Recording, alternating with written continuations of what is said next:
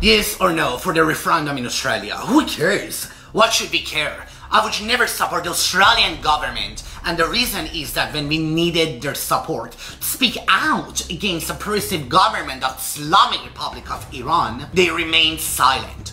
Regarding the women, life, freedom movement revolution, they chose to stay silent, much like many Australians. I've never voted in Australia because I don't trust anything about the Australian government. From what I know about them, they often remain silent and do not take significant actions for their own citizens. It seems that many politicians are focused on their financial gain and personal benefits, which often leads to division of nation rather than unity. Additionally, I feel deeply about the land being taken from the real people of Australia, the indigenous, and this further contributes to my reluctance to support anything in this isolated land. For many years, the government and the country of Australia have been considered among the most backward countries in the world in the term of culture, politics and art. There is not even a person with a non-white background among the politicians of Australia.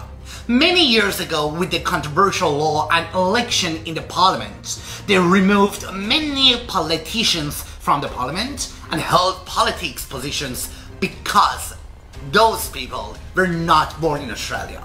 And by doing this, the Australian government showed that the racism is prevalent in this country. Many politicians should acknowledge that they have knowingly taken the land that didn't belong to them from the indigenous people of this continent. Millions of people around the world these days are aware of the disaster that white settlers brought up in the indigenous in Australia, with slavery being a clear example of this issue that persisted of decades. We migrants always recognize the true Australians as the indigenous people, rather than its counterfeit and dishonest politicians.